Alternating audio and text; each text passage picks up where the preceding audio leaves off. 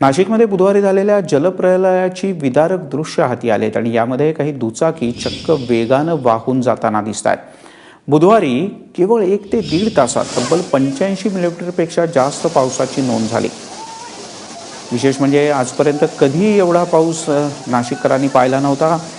आपण हा पाहतोय, हा टेम्पो कोणी चालवत नाहीये, तर तो वाहून जातोय आणि त्याच्या मागची स्कूटर सुद्धा वाहून जाते.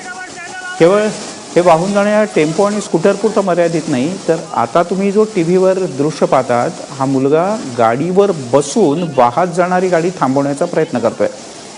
अशा प्रकारची दृश्य नाशिककरांनी 2 दिवसांपूर्वी अनुभवली.